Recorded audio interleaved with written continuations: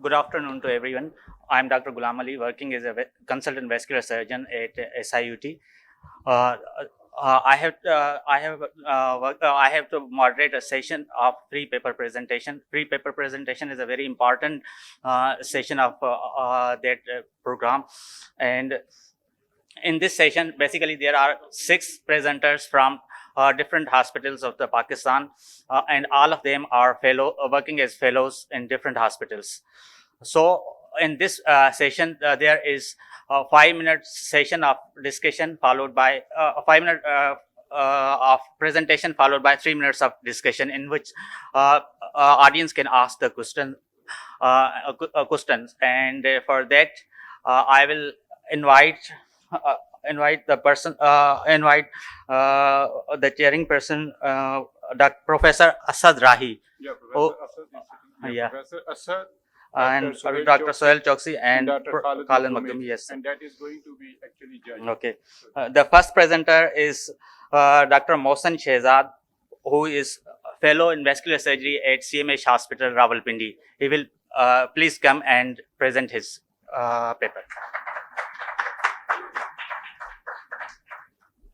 Thank you, sir.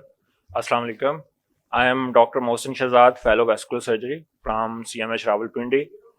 And today I am going to talk about the effects of angiotensin converting enzyme inhibitors on patency of AV fistulas. Chronic kidney disease is one of the leading health problems, imbibing a major portion of health budget worldwide. The global prevalence is 13.4%, with 5 to 7 million people needing renal replacement every year. And in Pakistan, most of the patients undergo hemodialysis as mode of renal replacement. As renal transplant centers are few and they are overburdened. AV fistulas have their own limitations, with 50 to 70% patency rate at 1 year and 30 to 40% patency rate at 2 years. And regarding the data, these outcomes indicate that the research is very limited, and further research is needed for altering modifiable risk factors and to increase the patency rates of AV fistulas. Intimal hyperplasia has been shown to be one of the most important causes of failures of AV fistulas, and angiotensin 2 has been found to increase vascular smooth muscle proliferation. In this regard, angiotensin converting enzyme inhibitors, they stop vascular smooth muscle proliferation and can increase the patency of AV fistulas. However, the literature review shows conflicting results in terms of AVF patency when ACE inhibitors are used in conjunction. The rationale of this study was to effectively establish the role of angiotensin converting enzyme inhibitors in achieving primary patency of AV fistulas while reducing the number of confounders. This was the first RCT conducted in Pakistan. Primary outcome was AVF patency at 1 year, and the secondary outcomes were graft complications and maturation time after surgery. The study was conducted at Department of Vascular Surgery, CMH Rawalpindi, from 1st August 2021 to 30th August 2022. Sample size was calculated using WHO calculator with power of test 80%. A total of 100 patients fulfilling inclusion criteria were selected, and patients were randomly divided into 2 groups by a lottery method. Sample size was 50 in each group. Patients undergoing hemodialysis are intended to undergo hemodialysis within the next 3 months were included, and age limit was set for from 20 to 70 years. Patients who did not give consent, or who were diagnosed with carcinomas, or who were having uncontrolled hypertension, they were excluded from the study.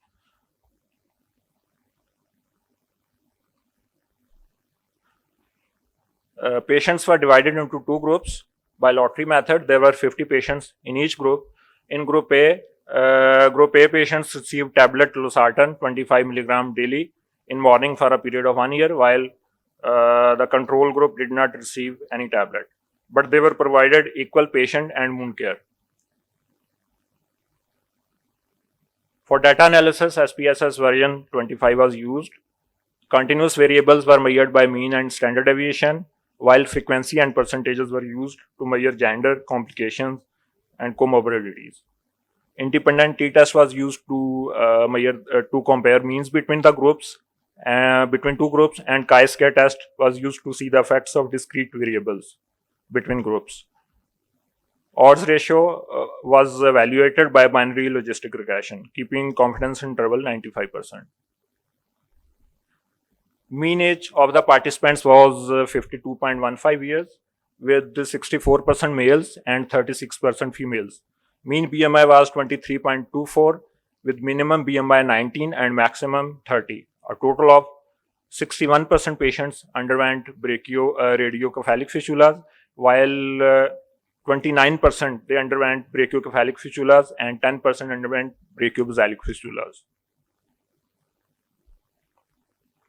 There was no operator mortality during the study.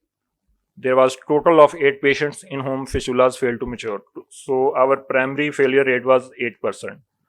And 4 were from ACE inhibitor group and 4 of the patients were from control group. The difference was insignificant.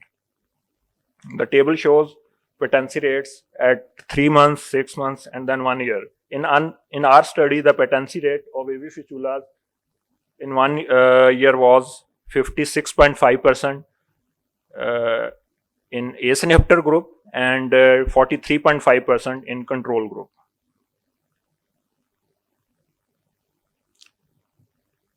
So the study concluded that use of angiotensin converting enzyme inhibitors did not have any effect on maturation and primary patency of AV fistulas. Moreover, complication rate that was also comparable in 2 groups. These were the few limitations of the study, as non-availability of follow-up data after 1 year, and the effect of ACE inhibitors on AVGs was not studied in this population, and adverse effects of ACE inhibitors could be there with the use. However, low-dose ACE inhibitor losartan was used, and no adverse effect was observed in our study population. And small sample size, that was also a limitation of the study. Thank you.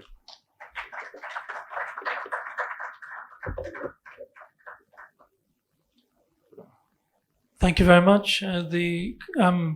This paper is open for questions now. Any questions? Audience, can you ask questions?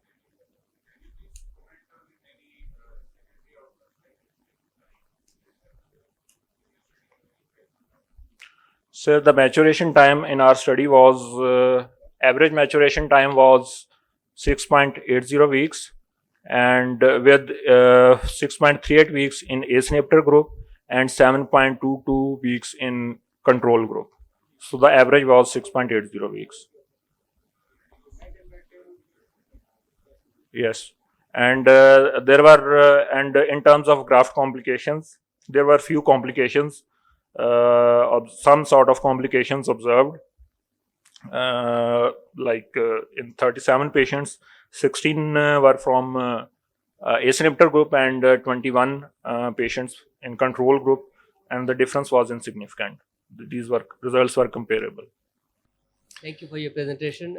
So my question is regarding the selection of the patients.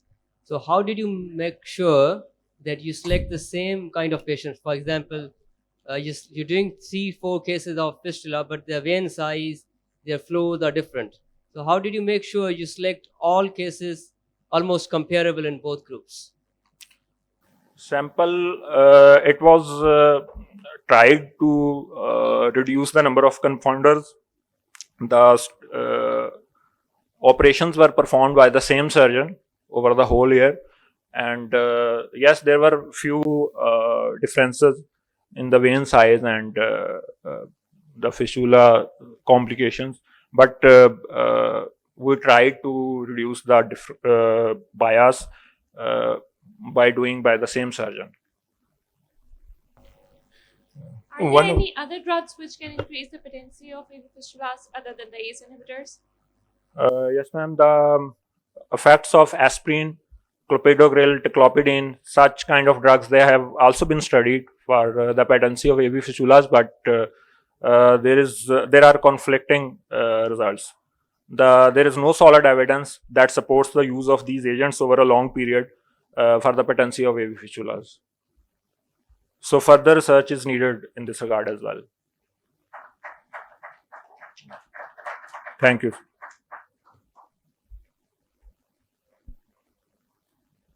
Thank you, Dr. Mohsin. Now I'll invite Dr. Ramlah Ghazanfar. She is working as Fellow Vascular Surgery at GHQ Hospital, Rawalpindi. Dr. Ramlah Ghazanfar. Bismillah ar-Rahman ar-Rahim. Assalamu alaikum to all the peers and colleagues. The paper which I am going to present is the role of venoplasty of suboptimal veins using Fogarty embolectomy catheter in vascular access surgery. It is a single center study, and I am Dr. Ramlah Ghazanfar. I am currently working as a vascular surgeon in Rawalpindi Teaching Hospital. So the introduction is, as we all know, that the National Kidney Foundation is very enthusiastic about its campaign about the fistula first and catheter last initiative.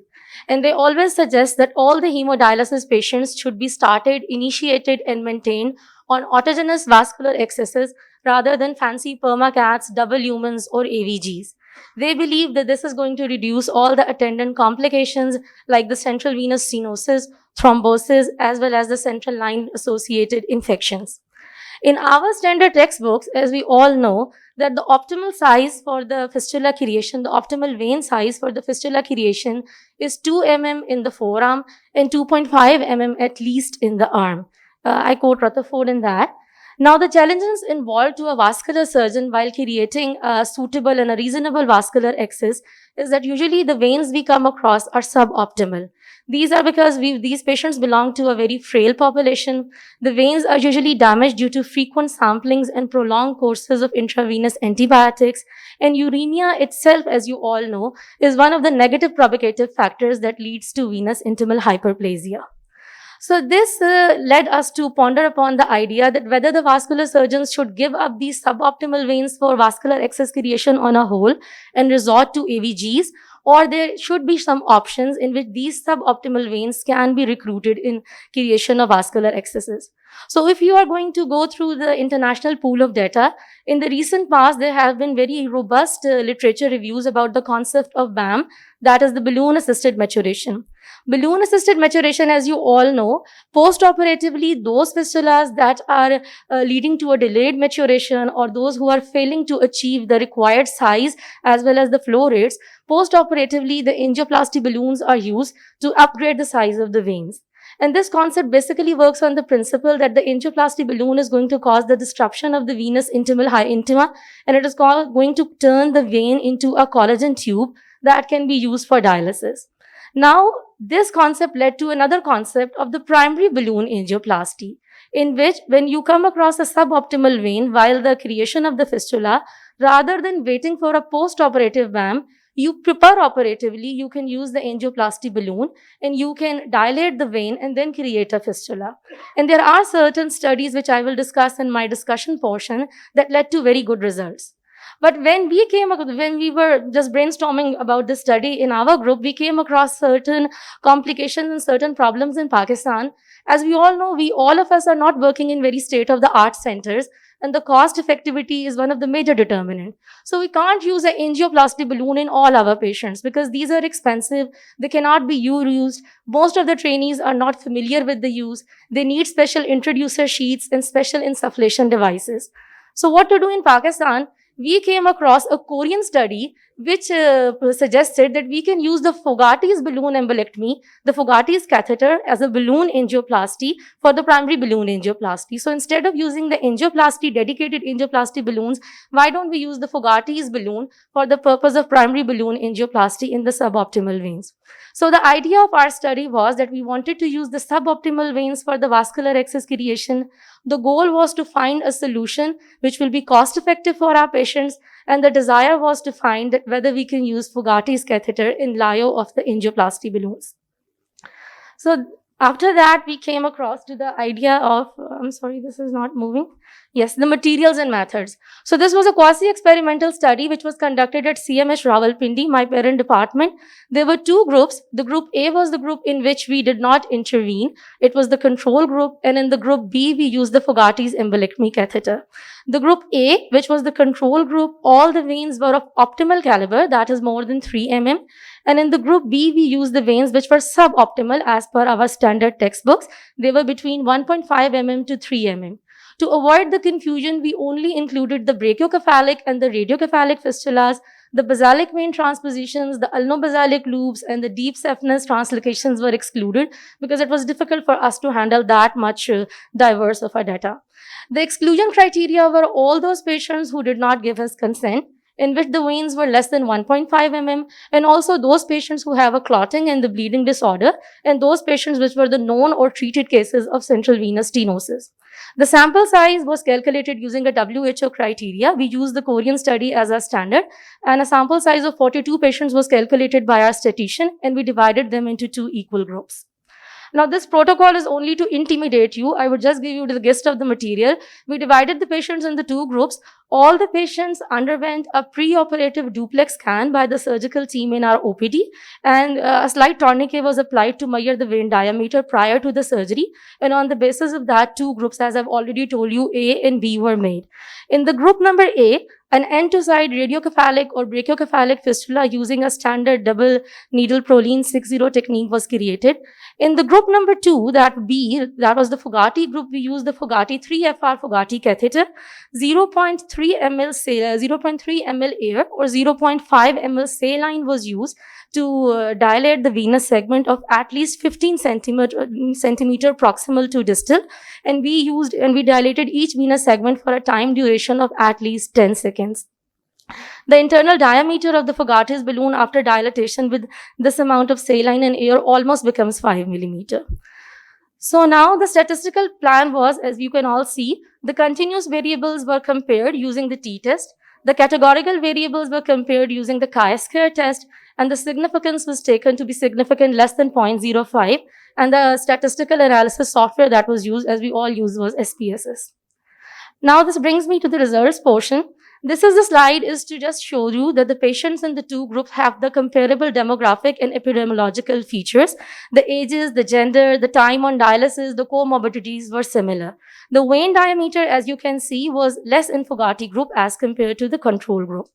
Now, this is the table which will give you an idea of all the results. The ultrasound was performed 6 weeks after the creation of all these fistulas. So you can see that in the Fogarty group, the vein diameter was 4.84, the mean diameter, and in the control group, it was 4.73. And the p-value was non-significant. And actually, it should have been significant because the Fogarty group had suboptimal veins, but it was non-significant, so it was a great improvement. And if you see the venous flow rate, you will find that actually more fistulas in the Fogarty group have more than 600 ml flow as compared to those in the control group. So the Fogarty group, which was initially the suboptimal group, actually had a better maturation time as compared to the other group.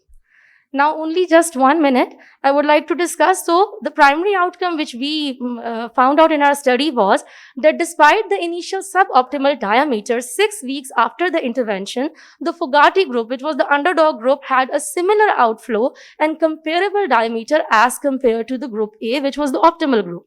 And the other outcome which we came across was that despite the initial suboptimal diameter, more group B fistulas had a more than 600 ml flow rate as compared to the group A.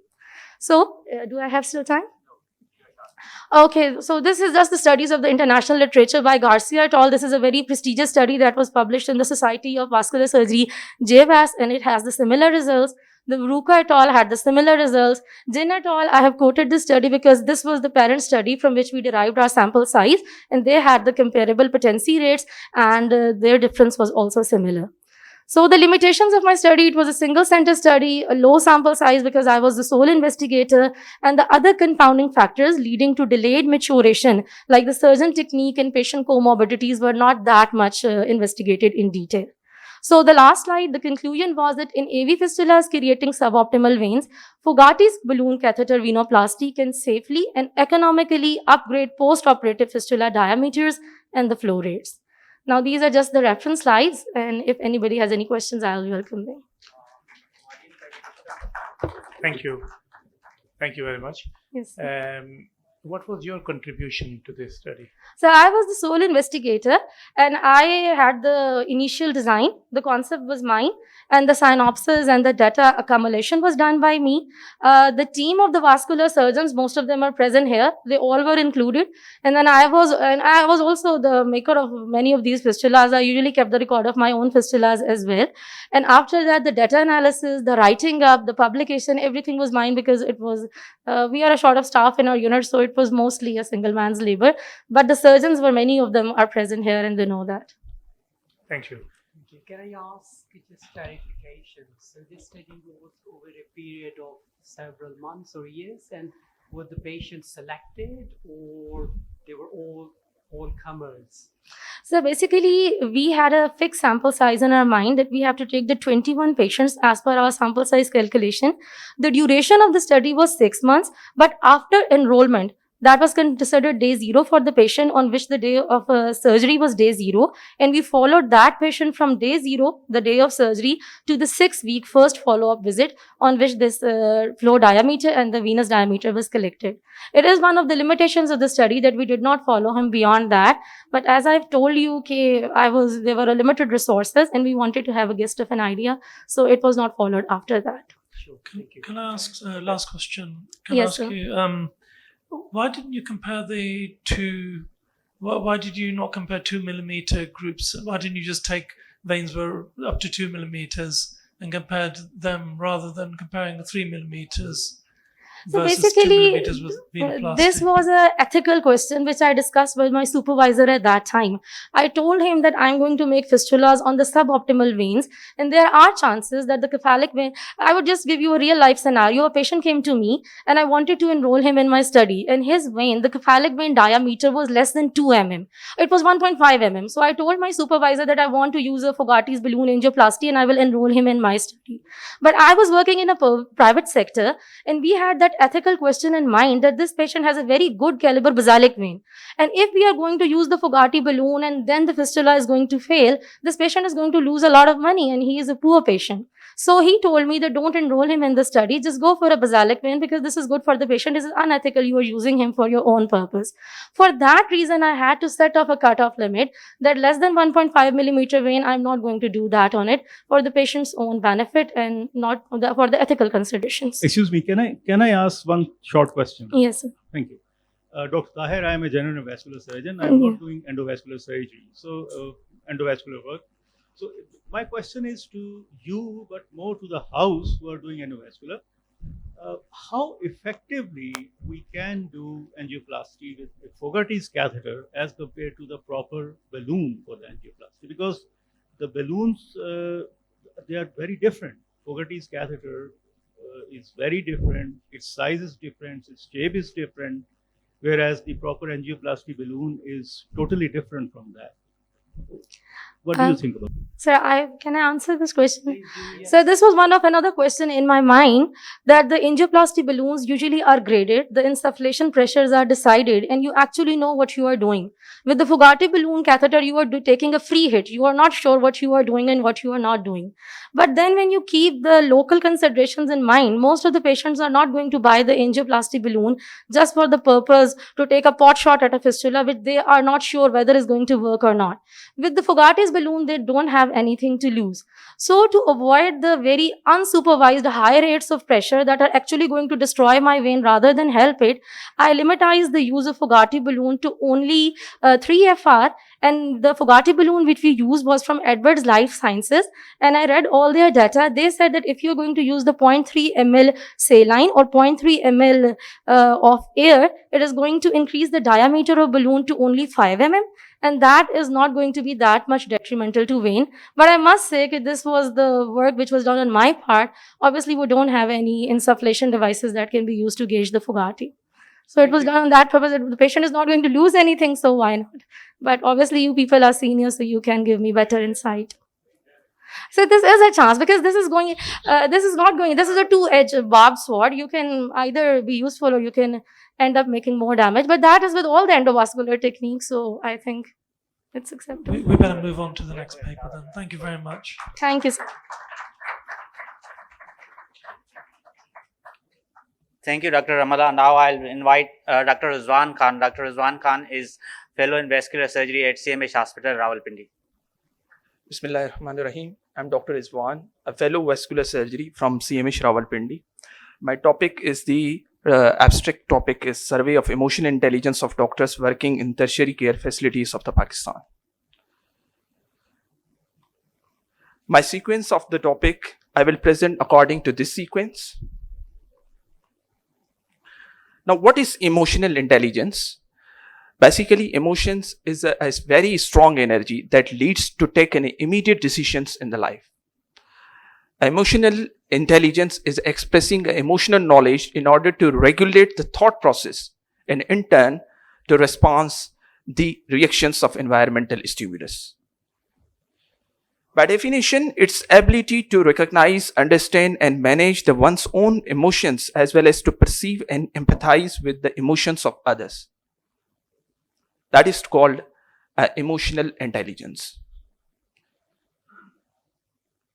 Now, what's the significance of the emotional intelligence? To understand the significance of emotional intelligence, we will take an example of this picture that Albert Einstein, Newton, and the Nikola Tesla. Why they were famous scientists in history? Was the cause of these famosity and success is the IQ? So everybody will answer that yes. Actually, it's not. According to recent scientist Daniel, who wrote the book over the emotional intelligence and the hundreds of research papers over that, according to that scientist, IQ has a 20% role in development of the human success, while the rest of the 80% success is emotional intelligence, as the emotional intelligence makes the person smart and the shiny. The emotional intelligence consisting of these parameters: the self-awareness, self-regulation, empathy, motivation, and social skills. What's the self-awareness? To recognize our strength. Where is our strength? Where is my weakness? Supposed to be example of medical related. जब मैं कुछ surgery करता हूँ तो मुझे कभी कभार HOD या अपने बॉसेस समझाते हैं कि अब सर्जरी इस तरह करें, सीजर इस तरह उठाएं. Just to take an example, and I'm realizing that in the day of evening, that is comes to the my thought process regulating that I should respond. अगर मुझसे कोई patient बात कर रहा है, supposed to be, तो I am response, and what should I have response in that manner according to that answers. So what should be the answer of that particular moment with the patient? So that is a self-regulation, empathy, motivation. That comes your empathy, motivation, and in leading, it will increases your interpersonal relations and communication. That comes under the umbrella of social skills. So these are the parameters of emotional intelligence. So to know, we wanted to know what is the state of emotional intelligence of our doctors and what are the factors in the work environment that influence in that. And to estimate the level and the status of emotional intelligence among the doctors in tertiary care facilities of the Pakistan. This is cross-sectional studies. We got 100 volunteer doctors in this study, and that study was conducted from 1st October 23 till 20th of November 23. And we got at least 6 month clinical experience hospital and age 20 years to the 60 years. The consent, psychiatric and chronic illness or history of substance abuse was excluded from the history. The questionnaire included there is 2 sections. One was self-constructed with the demographic characteristics, age, gender, average hospital working hours with week and designated positions. Another that was standard checklist designed by SIUT in the March 2022 that consisting of 6 parameters: self-awareness, self-confidence, self-control, empathy, motivation, and social aptitude. This is the pro forma. We made a Google form and sent to the various hierarchies of the medical institutes. And this pro forma is a very lengthy. I can't describe because of lack of time. This consisting of the 30 questions. Each question can have a 5.0 to 5 according to Likert scale. And the maximum score is 150. That comes under the good 120, moderate more than 90, and 90 to 119, and poor less than 90. And we correlated age, gender, and working hours. We got 100 respondents that, along with demographic finders, and analyzed the SPSS data with 26 updated software, and we got the 50%, 53% from females and 47% from males. As per age group, from 21 to 34 years, 47%, 35 to 49 years, 29% 50 or more than 50 years, 27%, and the average working duration of hours less than 8 hours, 35% of doctors attempted 8 to 16 hours, 43%. Means the majority of our doctors are working between of the 8 to 16 hours, and more than 16 hours, 27%. This paragraph suggestive of total score along with the total respondents. So majority that falls between the 100 and to 125. We got the average is 110. And out of subdivided groups, we got the results from out of 150 score, 99 points in between of 120 to 34 years, 35 to 49 years, 113 points, 50 or more than 50 years have a good, excellent emotional intelligence, 123 points. With the gender-wise, females have a good emotional intelligence in comparison of the males.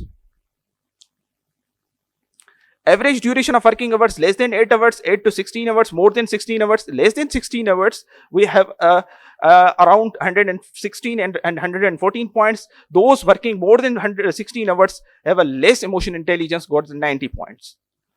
This is the descriptive status. We got the minimum score 30 points, maximum 150, and the mean is 109. The total probability value is the gender and EI score 0.030 between the age groups, and EI score less than 0.001, and between the working hours in EI 0.001. Hours of work in night shift comes to contribute to substantial emotional strength with immediate rates of burnout. According to literature, genders have been found a pre-lapsing factor as a female have higher EI. In literature, EI is directly proportional to age and maturity. Emotional intelligence is an asset of the healthcare workers as it facilitates them to recognize, comprehend, and regulates both their own and their patients' emotions, enabling a more successful with and smooth running of healthcare facility. Our subdivided groups, that significant difference we got in between those who are working more than 16 hours have a less emotional intelligence in compare less than 16 hours. Among the age groups, those who are less than 34 years of age have a less EI scores in comparison who are more than 34 years of age. Overall, EI of Pakistani doctors we found 110. EI directly proportional to the experience. With the passage of time, with passage of gaining experience, emotional intelligence increasing. Our study limitations is it's a short cohort study, limited sample size, needs to evaluate the individualized factors that affects the emotional intelligence of doctors. Thank you so much.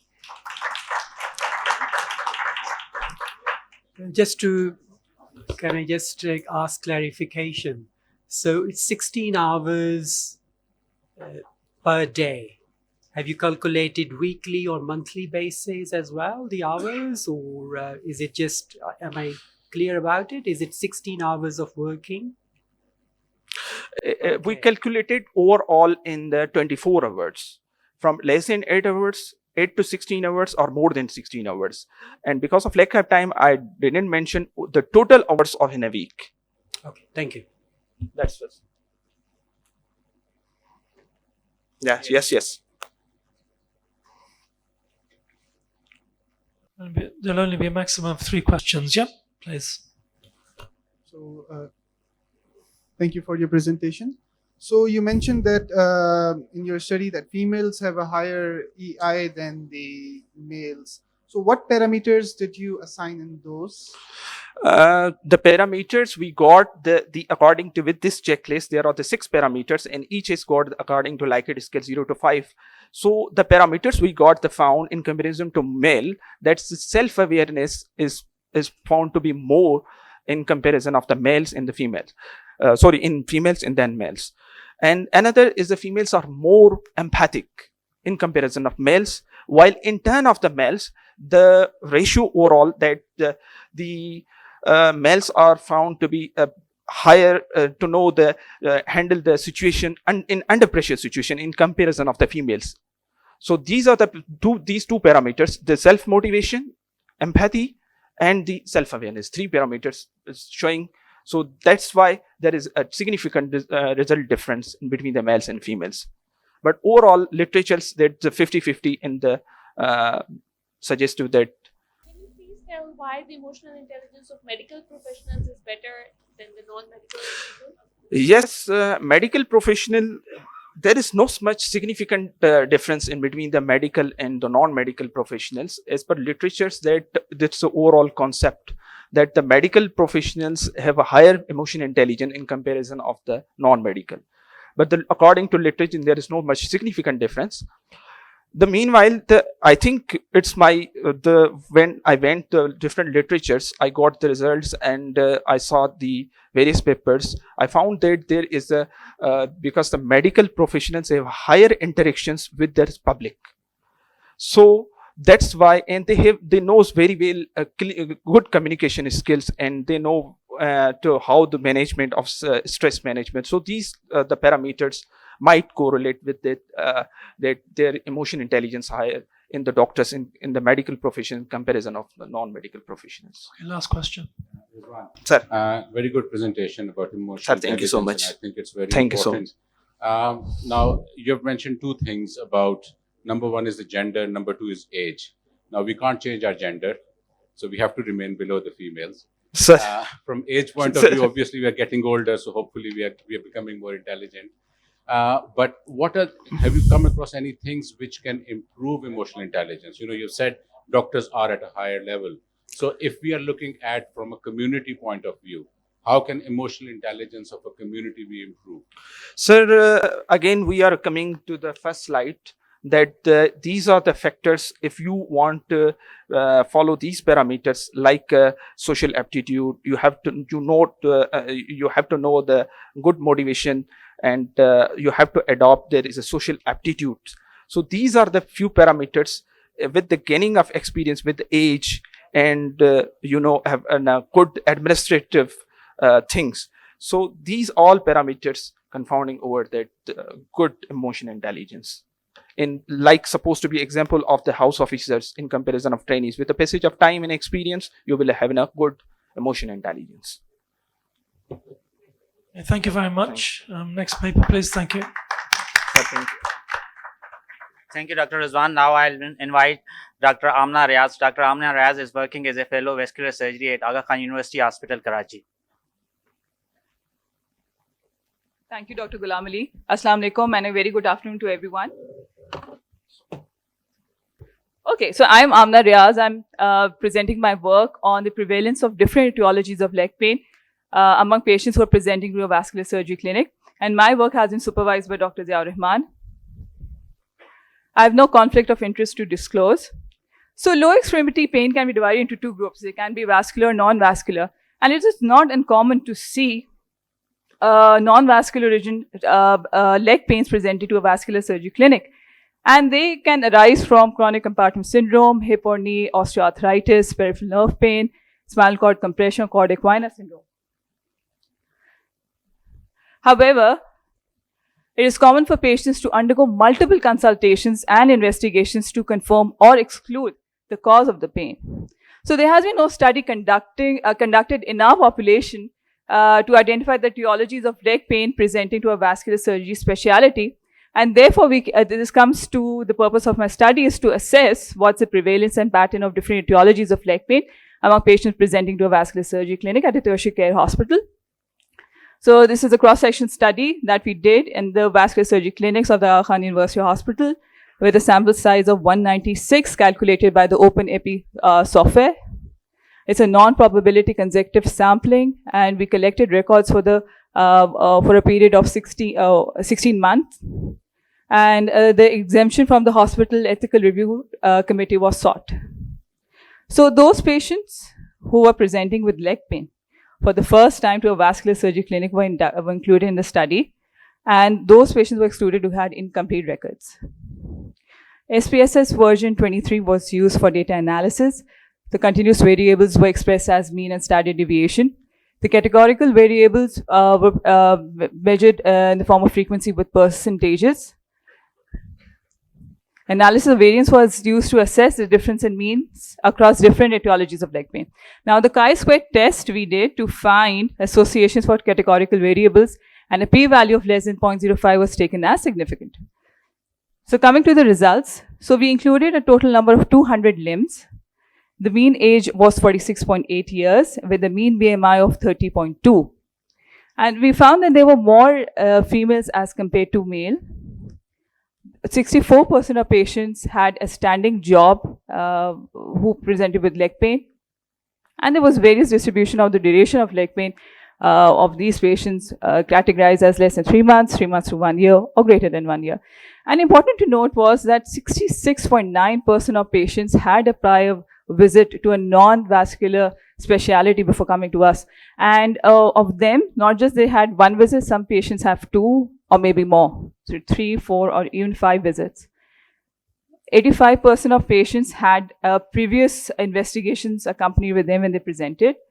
And what we found out was that 53% of patients had actually chronic venous insufficiency, which was the cause of their leg pain, followed by 21% who had neurogenic, and the rest 15% musculoskeletal, and a small minority of patients presenting with arterial insufficiency. So those patients with chronic venous insufficiency were followed up, and they were either treated with conservative or intervened. Those with arterial insufficiency were given medical treatment as per ESVS guidelines and intervened in a very minority of patients. And those patients with musculoskeletal and neurogenic claudications were referred for appropriate department.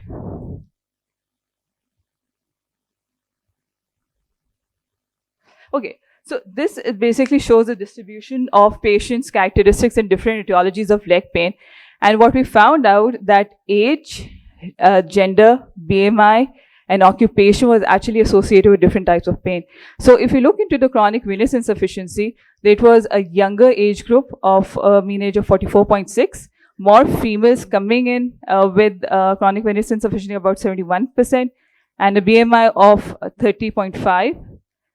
And most commonly, they had a standing job associated with that. So coming to the discussion, so this actually study provides insight into the prevalent causes of leg pain in our population. Chronic venous insufficiency was found to be the leading cause of pain. And the other findings of this coming in a younger population and with a mean BMI of 30.5 was actually comparable with other studies as done by Khan et al. And Rahman et al. But see the same thing of referrals, that 66.9% of patients had at least one prior clinical consultation with a non-vascular specialty before seeking care from a vascular surgeon. And 35.5% of cases of leg pain were of non-vascular origin, and this could be attributed to either ineffective referral by the primary physician or self-referral by patients.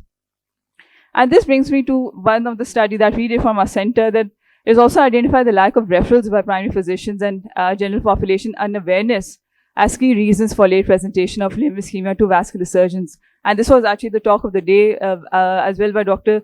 Zahid Mia, when he talked about, focusing on referrals and sending these patients early on. So the strength of the study is that is the study, first study of its kind in our population, but with the limitation of this being a single tertiary care setting and a small sample size. So in patient presenting first time to a vascular surgery clinic, we found that chronic venous insufficiency was the leading cause, followed by neurogenic, musculoskeletal, and later by arterial insufficiency. So this was a team effort. Thank you. Thank you very much, Amna. Yes, sir. Did you gather this data retrospectively or prospectively? We collected it prospectively as well as retrospectively once the ERC exemption was taken. And what was your contribution to this study? So I was part of the data collection and manuscript writing. Any questions, please, from the floor? You said that the maximum number of the patients were suffering from the vascular. Yes. But you can't detect this because these were not all patients of leg pain refer to Amna. These are the pain, the lower limb pain that is referred to the vascular. Yeah, that's what the inclusion. So Yeah. probably you can't say that overall the maximum number is due to vascular etiology. These are the inference. You can't draw this inference that the lower limb, the cause of lower limb pain is maximum because of the vascular etiology, because these cases are referred to you thinking that the primary physician was thinking that it is a vascular etiology. Yes, So, absolutely. but we can't draw this inference that vascular is the most common cause of leg pain. So this is just for those patients who presented to a vascular clinic. We're not saying that we're not generalizing it to all the patients who present with leg pain. So what you do with these patients who are not of the vascular region? Do you give them some medicine or refer them back? So we guide them to the appropriate referral.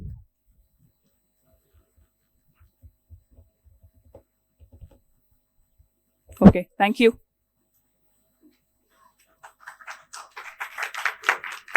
Thank you, Dr. Amna. Now I'll invite Dr. Areeba Salim. Dr. Areeba Salim has completed her fellowship and now working as a SR at SIUT Hospital, Karachi.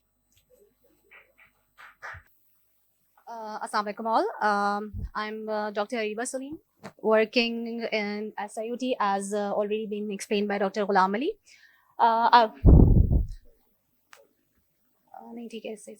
Thank you. Okay. I will be presenting the patterns and outcomes of arterial vascular complications post-orthopedic interventions. It's an experience at the trauma center of Benazir Bhutto SMBTT. We know that the arterial complication is the most dreaded complication during the orthopedic surgical procedures. The frequency of these complications is although not based on the robust data, but has been found up to accumulating 2.5% through the studies.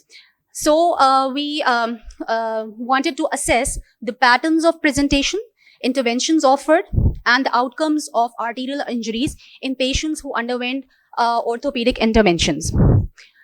This study was a retrospective observational study that was carried out at the Department of Vascular and Endovascular Surgery Trauma Center for a duration of 4 years, starting from January 2019 to March 2023, approved by the Ethical Board. All patients who presented with vascular injury post-orthopedic intervention, be it at that same institute or referred from outside, were included.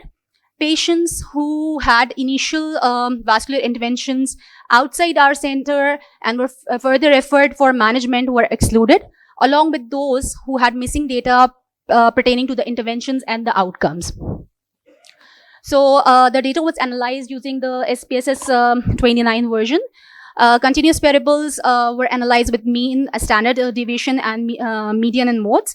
Whereas categorical variables were presented with frequencies and percentages. So we would come towards the results, and we could see that although this is a very small sample size of only 13 patients, majority of which, that is 10% patients, were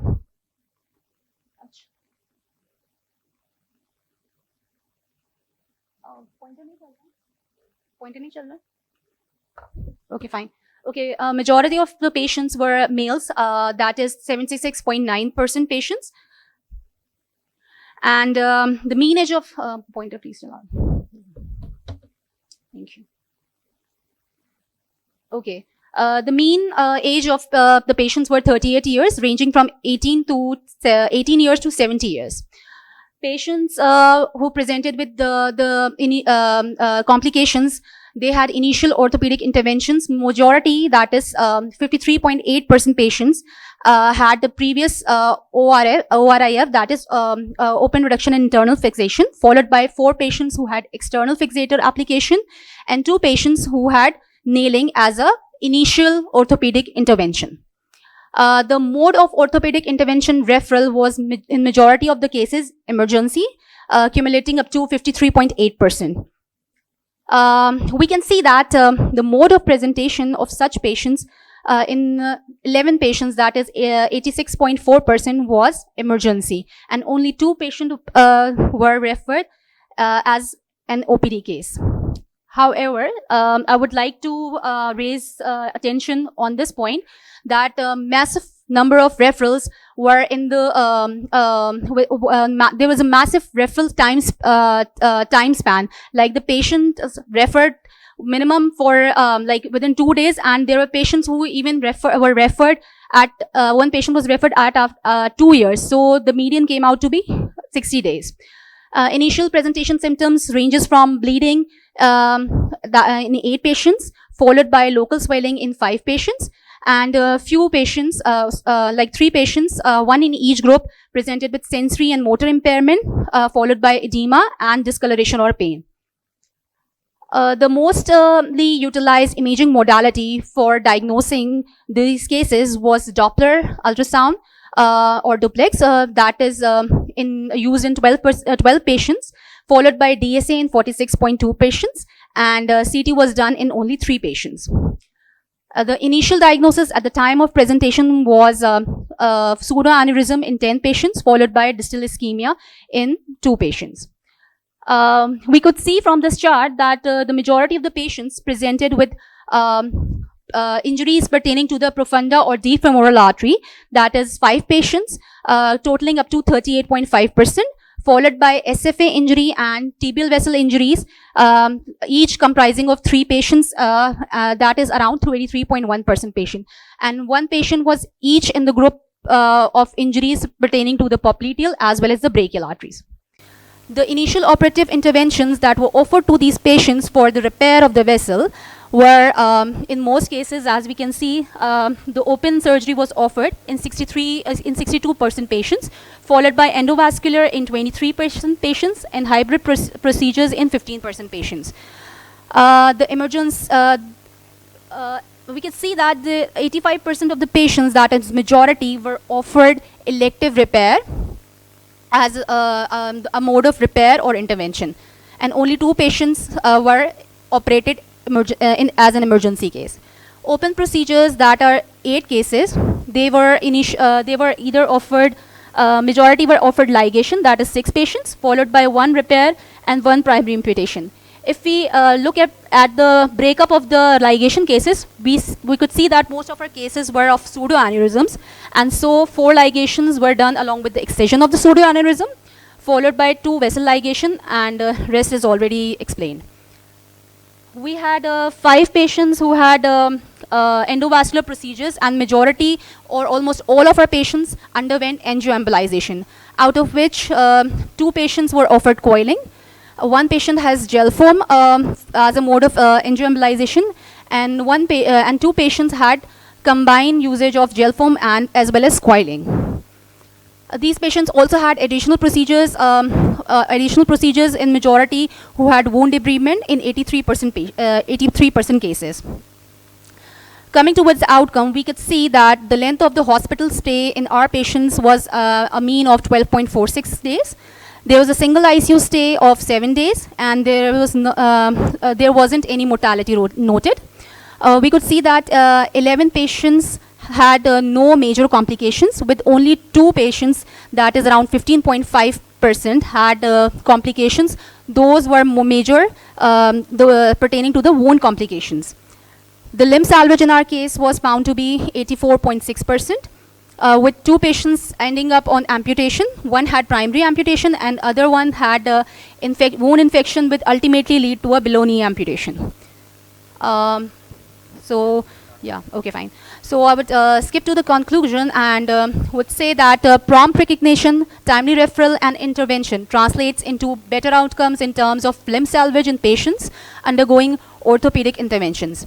I would like to make a few points here that though this is a small sample size, and I would suggest that having a larger sample size with a multi-center study or a prospective study would ultimately lead to a better outlook in this subject, and would help us have associations with the particular pathology. Along with it will ultimately contribute to a new health economic knowledge.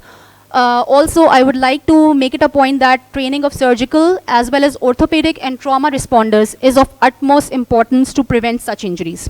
Thank you. Thank you very much.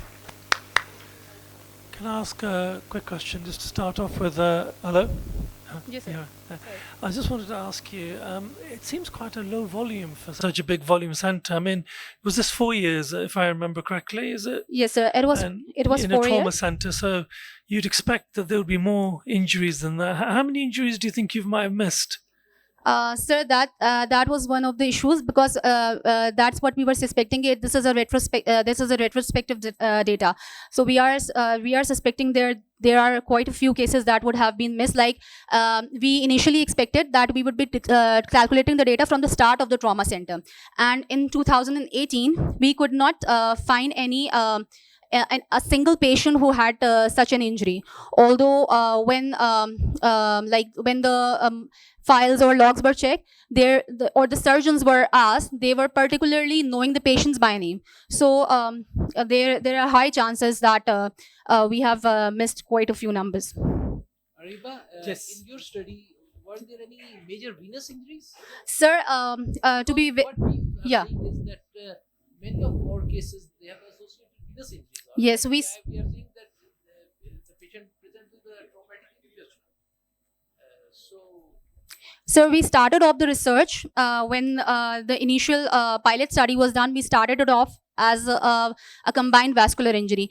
If you would probably have a look at the program, it was also mentioned that it was vascular injuries. But since after the analysis of the data, we found there were, in our data set, we have no venous injuries, and all of them were arterial. That's why I have also changed the title and presented it like that. There was no traumatic discharge. No, sir. Being in military, we come across a lot of this vascular trauma because of the war and that's going on. And I tell you, there are a lot of missed injuries. I think you should combine your data with the trauma center data and find out as to how many injuries are missed. Yes, Do you sir. want In to fact, I would. answer that question? Sorry to interrupt. In fact, I would like to make it a point that I tried to extend it further, my study, because extend it further, and even when we tried to have a prospective extension of the study, your point that we were able to identify one fistula, the traumatic fistula, and 3 further injuries in the same 7-month period as well. So probably that's why I'm emphasizing that basically there is a lack of knowledge that is leading to the missing of such cases probably. Last question from Dr. Just a clarification about these patients. So these are post-orthopedic interventions. So they were done possibly in other centers and then referred to you after the discharge of those patients. Is that the correct assumption? Sir, this is partially because 85% of the patients are seen as an elective patient. No, sir. It's the other way around. Two patients were seen as an OPD case, and majority were referred as an emergency case. And pertaining to your first question, these patients either were operated at our center or referred. Operated at some other center and referred with the suspicion of a vascular injury to our center. So we included both of them. We excluded only those who were initially attempted to be repaired or any vascular intervention for the pathology was done at other center. So we excluded that. Thanks for clarification. Thank you, sir. So, Areeba, thank you for the presentation. So what you're saying is that most of these injuries were done after orthopedic intervention. Yes, sir. And as pointed out that 80% of the patient were done in emergency. So my point here is that at the index operation by orthopedics, is there a chance that we have missed the vascular surgery? Probably it was not because of the orthopedic intervention. Probably the vascular injury was there because of the trauma, and we can have missed that, which were later picked up. Yes, sir. Sir, you are absolutely right in this regard. That was also our point. That's why we are emphasizing that we should either make them aware, or a vascular or a person who is able to analyze such patients at the time of injury or before and even after undergoing the intervention should be present there, or at least assess such patients to prevent such injuries, because we are not sure, this is a retrospective data, we are not sure if they were missed injuries or they were a cause of the surgery itself.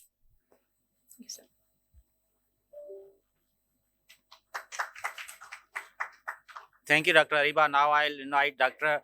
Farhina. Dr. Farhina Saladuddin is working as a vascular fellow at Trauma Center, Karachi. Assalamu alaikum and good evening to everybody. My name is Dr. Farhina. I am working as a vascular surgery fellow in SMBTT Trauma Center in SIUT. Fortunately, I have no conflict of interest in funding sources. Introduction: vascular injuries account for 1 to 2% of all trauma injuries to extremities. These injuries account for greater than 20% of all trauma-related deaths.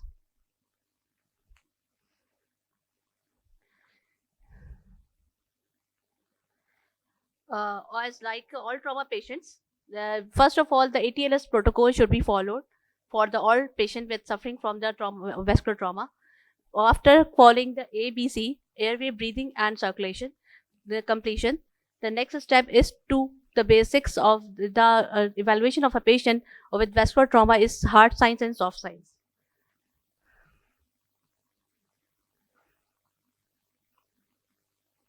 Hard signs are the active arterial injury, major venous hemorrhages with expanding hematoma from wounds, ischemia, or obvious sites of occlusion was present at the time of clinical examination, an unstable patient directly taken to the OR. Secondly, multi-level injuries, patient unclear status of vascular status or soft signs was present.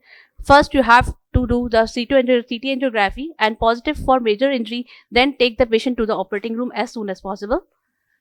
CT angiography and positive for minimal injury, then perform orthopedic repairs as needed. Follow closely for compartment syndrome and late thrombosis. If CT angiography non-diagnostic, then formal catheter angiography was performed in the patient. Should be performed in the patient.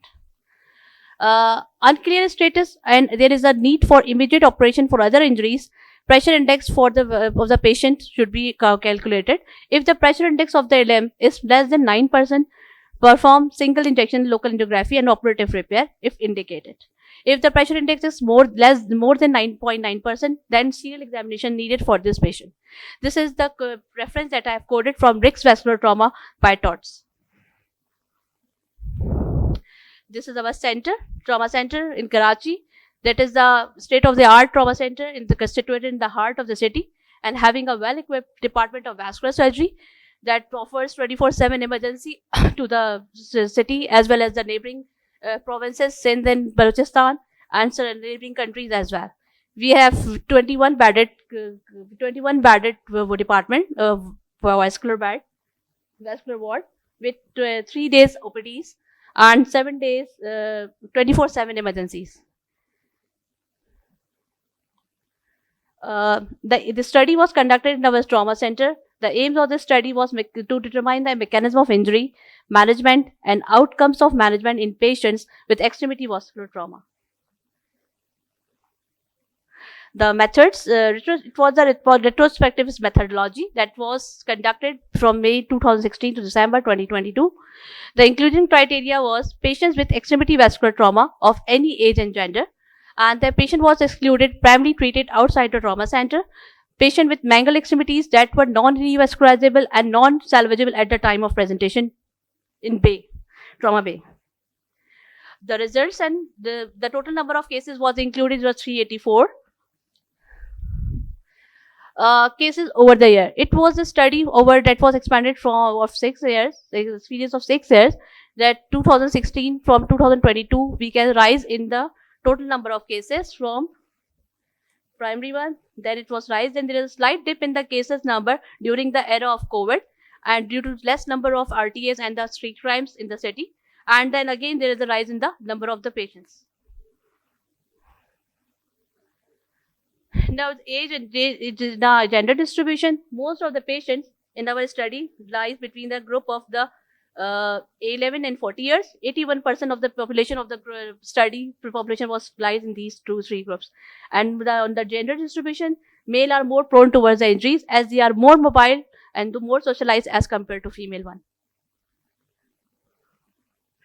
The mechanism of injury that is more common in our study, almost as like other studies, is the penetrating one. But in the blunt trauma is the second most, and the other mechanism of injury that is less common as compared to penetrating one. In the blunt trauma, we have 124 number of patients, and in the penetrating injury, we have total 260 number of patients. The blunt trauma we have most common is road traffic accident and the less common is the fall one.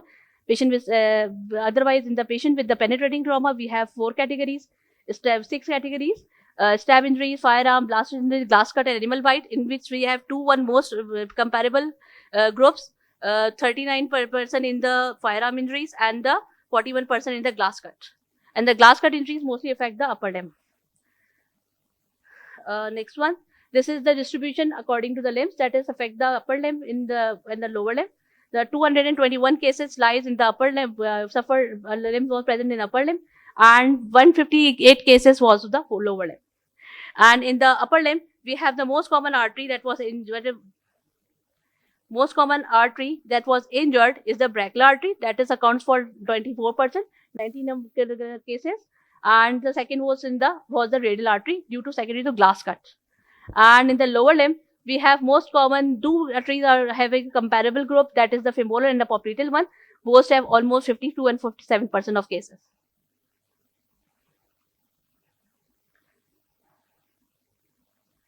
The intervention we have performed in the patients, the most common is interposition vein graft. That is 157 was number, 41% comprises of 41% of the total cases was performed. 100 was the ligation of the arteries, that was 26%, and 59 cases in which we have done the amputation. First, we have offered the patient the revascularization. Then, after that, due to infection, due to the graft or graft thrombosis, or somewhere due to any graft failures by the plastic surgery has done, there is no tissue coverage, that patients had end up into the amputation, that was comprises 15%. And in the primary repair, we have 51 cases, we had done 15 cases, that was 13%. And in the repair with PTFE, we have done 15 cases, mostly involved the superficial femoral artery or common femoral artery. Associated injuries also found along with the vascular trauma in the extremity vascular trauma, in which we have total number of 139 patients in limbs. We have associated injury of bone. In 97 patients, we have associated injury of nerve, and in 124 we have associated injury of tendons, mostly in the upper limbs. Total of 360 cases out of 384 associated with the bony, nerve, and tendon injuries. By rest of the 24 cases of purely of vascular in nature, we're having arterial or venous one, and 46 cases was associated with venous injuries as well. The outcome, the most important, we have alhamdulillah have saved 83% of limbs, that was 319 out of 384 in our we have found the results in our study, and the 63 patients or that is of comprise 16% of the total number of cases end up into the amputation, and 2 patients was expired due to polytrauma, having other injuries as well. This is the literature review. We have compared a study with one of the international study, and other is a local study. The comparison is one, duration and the number of patients and outcome. Duration of the study we have done for 5 years. Total number of patients in over 5 years was 81 in that study, and outcome was 82% limb have salvaged. In the another study of local, that is of comprises of 2 years, 328 patients was included, and limb salvage was 41%. And in our study from May to 6 years, 384 patients was included, and limb salvage was 83%. The total number of patients was 319 out of 384. The strength, large sample size, and first study of a public sector level 1 trauma center, and the limitations was retrospective study, and initially data was manual and missing variables. Conclusion, vascular trauma is a major challenge throughout the world. Awareness of vascular injuries, early recognition, timely referrals, and alliances of interprofessional team strategies for improving care and outcomes in patients with extremity vascular trauma. Nice presentation. There are two very interesting things which I noticed. One is the incidence of glass injury was very high. It was almost equal to the, probably, is there some, yes, there probably, it's the first study of vascular trauma in which I have noticed that the glass injury is 100% of glass injury is almost, so it's very significant. And another thing is, Farhina, recording in progress. Okay. It's the number of the cases in which you ligated the vessel is very high. It's 26%. Sir, most of the patients vessels we have ligated in the upper limb, in which a glass cut injuries, in which one vascular vessel, ulnar artery was intact and the radial injury was there. So we have ligated the ulnar artery, and the patients in which there is or the young age group or small pediatric age group patients, because we have a 3 years of the smallest child, we have taken the patient for upper extremity trauma is 3 years. That in that patients we have ligated the vessels. That's why we have number of numbers of for ligation, that in which we have done the ligation of the patient arteries. Yes, further question? This one at the back. What Yes, you please. do with the abdominal vascular injuries patients? Abdominal vessel. So the question is, were there any abdominal vessel injuries in all the in 384 cases? So my title is the extremity vascular trauma. Fine, thank you. Thank you for clarification. Okay. Can I ask one question? There are a number of patients where you mentioned the use of PTFE graft in trauma. Yes, sir. So, do you know what was the reason behind why PTFE in trauma? Sir, because that patients have trauma in both. As if it's a patient presented with bilateral lower limb injuries, in which one he has a degloving injury but no vascular injury in the one limb, another limb have an injury of vascular injury. So we can't take the graft or any due to wounds or any associated injury opposite limb. That's we have taken the graft PTFE used in the femoral vessel as well. Thank you. Any other comments or question? Yes, last question. Very good presentation. I want to ask any cause for amputation. Where about 16% of the cases where later on amputation was done. What was the cause for that? Sir, most of the patients has played in this. We have polytrauma associated having tissue losses. For that, we have taken the patients, or we have that patients we have taken plastic surgery on board for coverage. Later on, with the repeated debridements or due to infection and degloving injuries and associated infections on the wounds, patients will end up into the amputation. And any plastic surgeon also available in your trauma center to cover the vessels? In particular, if any plastic surgery consultant. So initially there was no department of the plastic surgery up till 2019 or 20. After that, plastic surgery department has developed. Now they are with us around the clock for dealing with these type of cases. That's why initially glass cut was also dealt by the vascular surgery in the trauma center, or we have a lot of numbers of glass cut in upper limb. Thank you. Thank you. Over to Zia. Yeah, thank you. That was very great. Actually, this was a competition going on. The judges were there, and that was very great. We have to do 2 tasks now. We have Dr. Mingle, who is actually waiting. We have 15 minutes talk and 5 minutes discussion. Then we have to do a 10 minutes walk and then join the session. Yeah. So until that is joined, one of the comment about the leg pain study was raised, and because that was competition, I was not given the comment. So this study was done when I came from the NHS, and I see a very good referral system. There are a few vascular surgeons, they actually get the patient who have arterial and venous disease. But in our setup, because of non-referral, our time is wasted in patients who have musculoskeletal and neurogenic patients, and the time, and that shows the leg. And when patients come, they have a lot of investigations done, gone from multiple doctors, and simple thing they have to do is checking the pulses and doing an ABPI. And it shows that the lack of the awareness of vascular disease in the community. So this is just a study to do that in a vascular clinic, about 50% of the patient are presenting with non-vascular cause. This was the message which was there.